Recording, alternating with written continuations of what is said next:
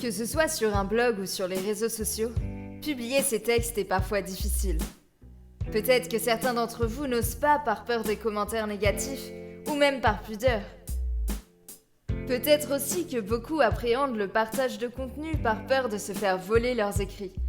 Ou peut-être redoutez-vous de dévoiler quelque chose de trop personnel. Je vous donne 10 astuces pour oser vous jeter à l'eau.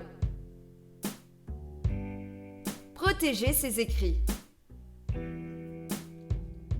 Avant de publier vos textes, n'oubliez pas de les protéger. C'est la première chose à faire.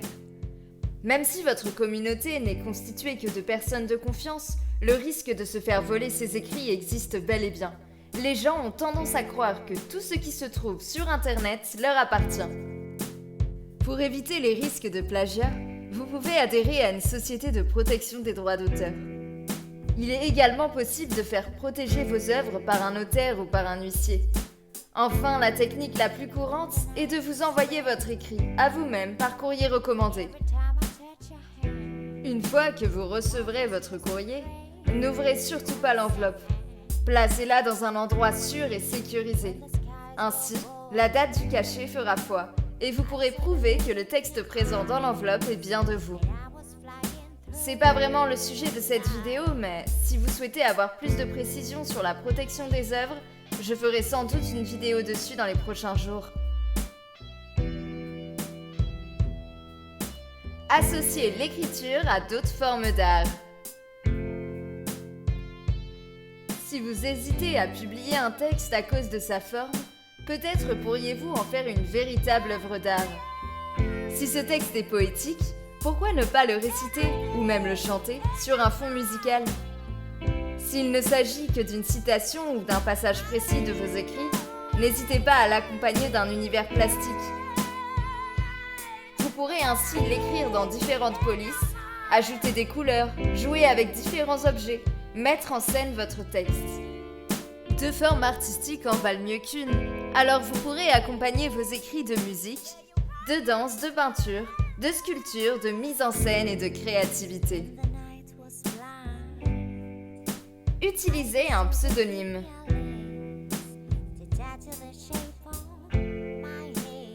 Parfois, il arrive que nous souhaitions garder une certaine distance entre nous-mêmes et nos écrits. Rassurez-vous, cela ne veut pas dire que vous n'assumez pas vos textes, mais simplement que vous préférez dissocier l'auteur que vous êtes de la personne que votre entourage a l'habitude de fréquenter. Et cela est tout à fait compréhensible.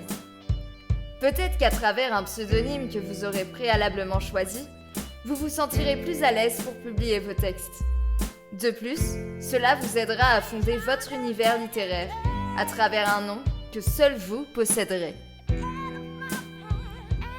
Écrire dans une langue étrangère.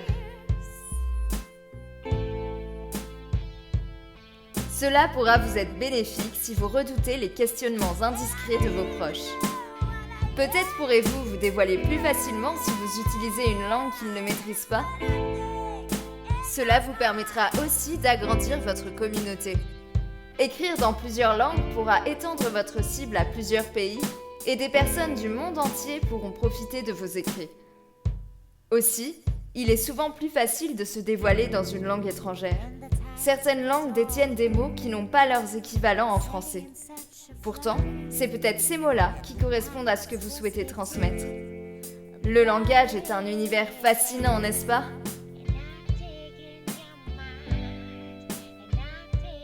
Compensez le concret par l'abstrait.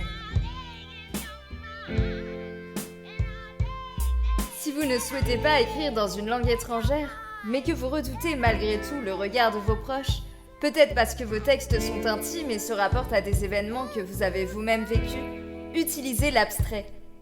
Au lieu de faire référence à un événement précis, une personne en particulier ou un lieu très personnel, ne laissez paraître que de faibles indices. Utilisez des figures de style, des métaphores. Le tout est de laisser paraître ce à quoi vous pensez, sans pour autant le dire.